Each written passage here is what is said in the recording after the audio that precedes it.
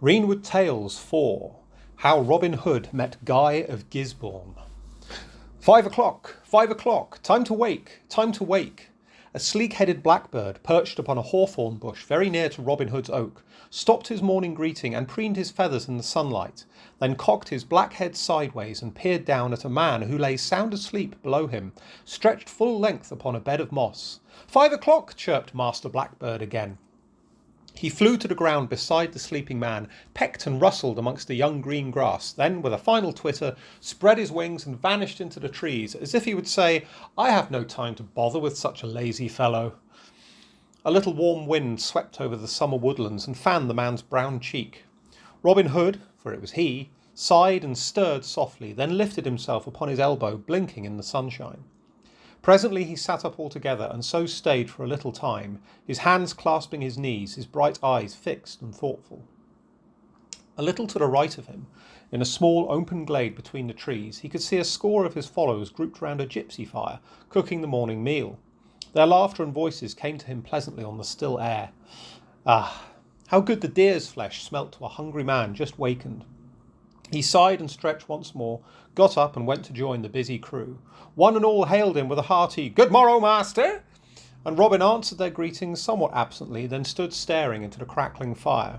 Little John, turning the venison slowly on the spit, glanced up at him with lifted brows. At last, "Why, master, you are sober-minded this morning," he said. "He ate too much of the pasty yesterday," put in Skaithlock, wagging his head. He rolled his eyes up solemnly. "It lies heavy upon the heart," he said in a sorrowful tone. Robin burst out laughing. "Yes," he teased, "upon your heart, Will. Your eyes were greedy for each morsel that went between my lips, Master Glutton." Then he added, "But I have cause for thought this morning, but it's not the pasty. I have had a dream." "Oh?" "Yes, I dreamt of two strong yeomen, lusty fellows and tall, who were fighting with me. Yes, and they beat me." His brown fists were clenched, his eyes flashed. "Beat me and bound me and took away my good bow and so left me. I would I might meet those two fellows in good truth and awake. I'd pay back my score, or Robin Hood is never by name." He shook his fist at these imaginary foes, while Skaithlock stared and Little John laughed softly. "Gently, gently, master," he cried. "A dream is but a dream after all, and often comes to nothing. Tush, man, eat thy breakfast and forget about it." "Aye," Robin sat down.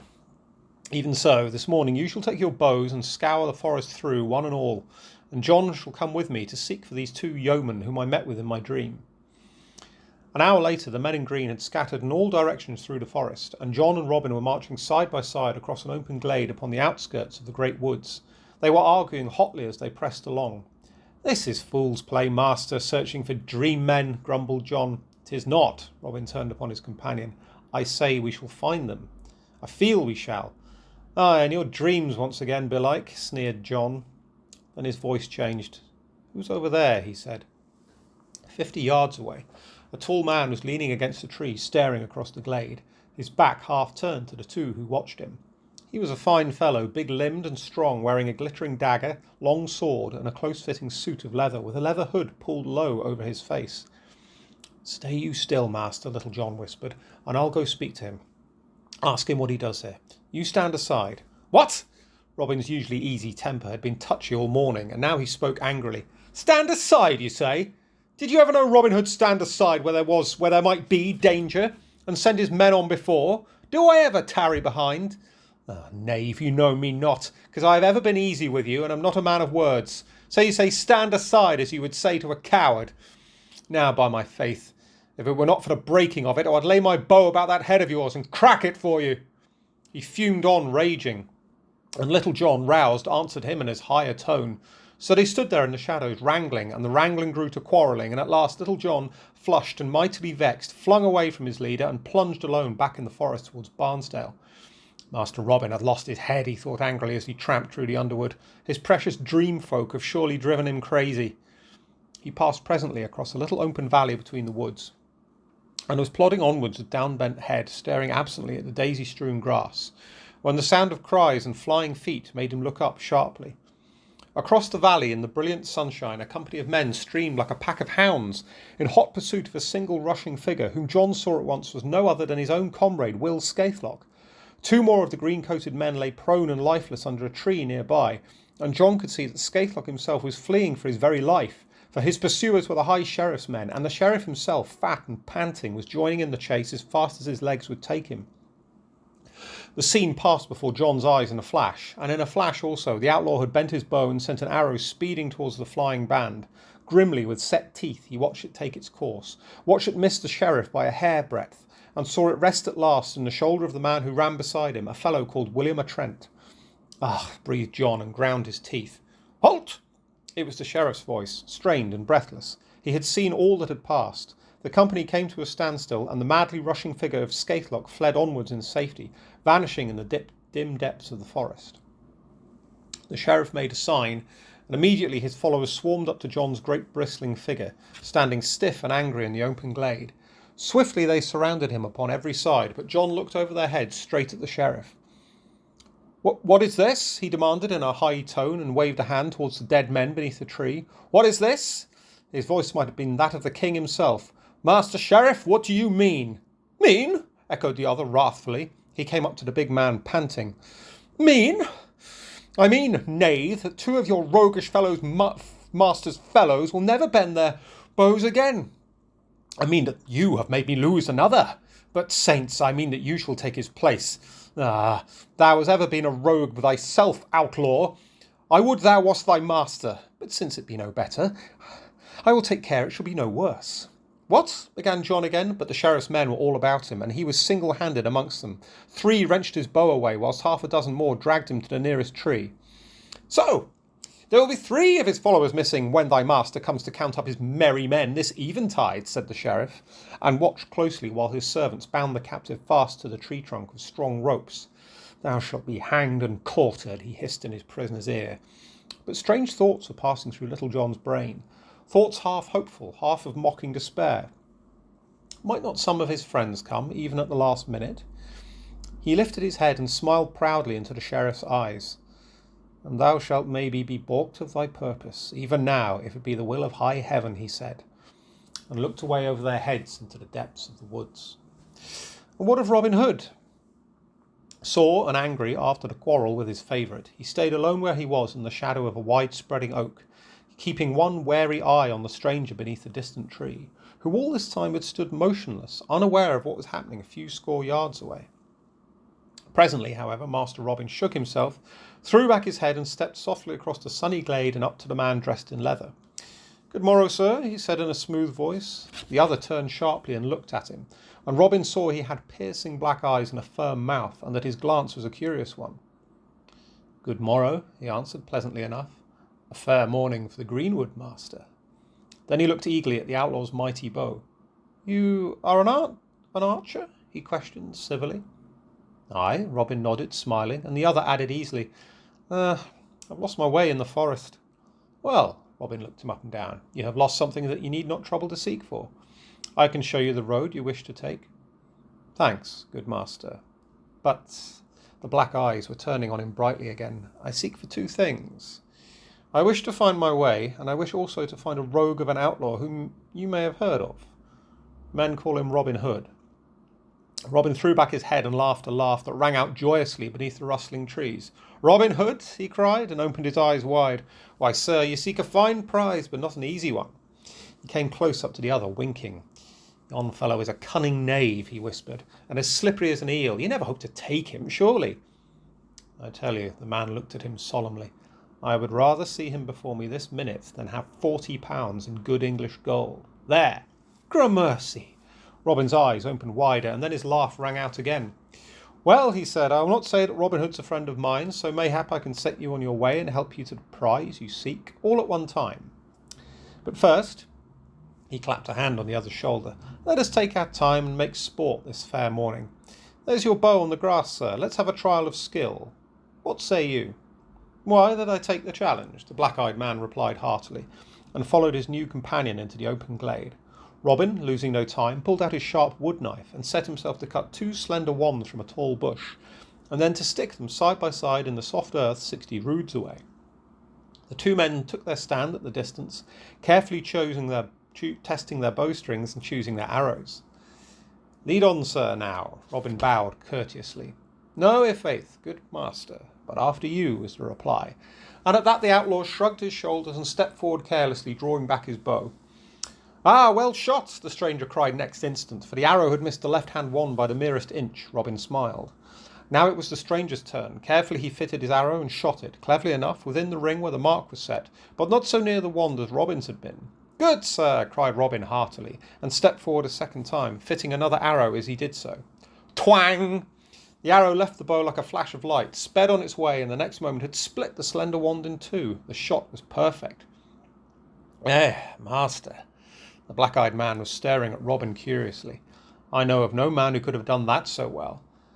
Now I'll swear that Robin Hood himself is no better a bowman than you. How? He came closer, still staring. Then, tell me your name, he said quickly. Robin smiled and wagged his head. No, tell me yours first, man. The stranger drew himself up. Where I dwell is no man's business, he answered. But I have sworn to take that rogue Robin Hood, alive or dead, and my true name is Guy of Gisborne. And I, Robin instantly drew himself up likewise, I dwell in merry Sherwood Forest, but I care not a groat for thee or any of thy kind, Sir Guy, and my name is Robin Hood of Barnesdale and of Sherwood. Ah!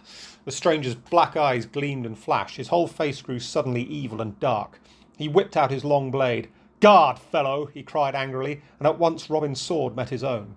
Up and down, cut and thrust, went the two shining weapons, and to and fro in the sunny glade fought those two, the man in green and the man in brown. Sir Guy was furious at being tricked. Robin was cool as ever, otherwise both men were finely matched, and it seemed for some time as if neither could get the advantage, yet it was easy to see that neither meant to give quarter. For a good half hour the swords clashed and sounded together amidst the silence of the woods. Not a leaf stirred, for the breeze had dropped, and the very birds seemed to have ceased their singing to watch the combat. At length, Robin took a step backwards to avoid one of his enemy's furious thrusts, and, careless of his footing, stumbled on a root and came headlong to earth. With a triumphant laugh, Guy of Gisborne lunged his sword forward and made a wound in the fallen man's side. Swift as a lightning streak, Robin was upon his feet again, his eyes blazing, his lips set tight, and said, Ah! It was never a man's fate, surely, to die before his appointed day. Then with a mighty stroke he slashed out with all his strength at the man before him. Guy of Gisborne staggered, gasped fearfully, then fell to the earth a dead weight. With that last great stroke, Robin had severed his head from his body. The outlaw stood a moment, staring down at the man before him, one hand pressed to his wounded side. Then slowly he lifted up the head of Guy of Gisborne and looked curiously into the half-shut black eyes. Thou hast ever been a traitor, Guy of Gisborne, he murmured, and thou hast met a traitor's end, a fitting end for such as you. He put down the head then and drew the close-fitting leather suit off the body, donning it himself with the thick hood over his face. And his own suit of green he placed on the dead man, taking Sir Guy's sword, dagger, bow, and bugle-horn. Then he stood up straight once more. The lowering look went out of his eyes. Where is John, I wonder, he whispered to himself, and so made his way out of the glade in the direction that little John had taken more than an hour ago. 10 minutes later, the long drawn-out notes of a horn echoed through the midday hush of the forest. Little John, still bound to the tree, still facing his tormentors calmly, heard it and felt his heart give a leap, then sink again. The horn was not Robin Hood's horn, he knew its voice too well. Nor were the deep notes his leader's joyous, Come hither, come hither! But the sheriff, at the sound, cocked his head on one side, his little eyes shining. Hark! He cried, and lifted a finger. Yon is the horn of Guy of Gisborne. Was he not out to find that rascal Robin Hood today? Hearken again! Now I'll warrant he's killed him. Ah, he comes! A tall figure, clad in leather, swung into sight between the trees. A sword hung at his side, his face was hidden in the leather hood, and he carried 2 bows in his hand. As he came up to the group beneath the tree, the sheriff bustled towards him. But at the sight, John's heart sank still lower, and he thought, Oh, my poor Robin, your dream, he thought. Welcome, cried the sheriff. Welcome, Sir Guy. What, have you made an end of Robin Hood at last? Welcome again, and 1,000 thanks. Nottingham is rid of a torment, a pest. What may I give thee in return for such a deed? The man in the leather suit came forward, looking hard at John from under his heavy cowl. Neither gold nor fee, he answered, and John, as he spoke, gave a great start. How well he knew that beloved voice! Neither gold nor fee, repeated the man, but just this, he looked at John again. As I have ended the master, so let me make an end of the man, and that shall be reward enough. The sheriff stared. I think you are mad, he said. You might have claimed such a reward as befitted a great knight, but since you will have it so, he stepped back, signing to his men, have your will. The man in leather bowed. I thank you, he said, and strode up to the prisoner, whilst the sheriff and his men swarmed close behind, whereat the newcomer looked over his shoulder and waved them away. Stand back, he ordered in a gruff tone. 'Tis not the custom of this country, I think, for a crowd to listen to the confession of a man who is to die. As they stood aside, abashed, he went close up to Little John, and the eyes of the two met. The next instant, Robin's knife was out and the binding cord slit in twain. A second later, with a quick movement, he had thrust Guy of Gisborne's bow and arrows into John's willing hand, and turning once more to the others, suddenly threw back his hood. Away with you, cowards, he cried, and bent his own great bow to shoot, whilst John behind him sent an arrow speeding perilously close to Master Sheriff's ear.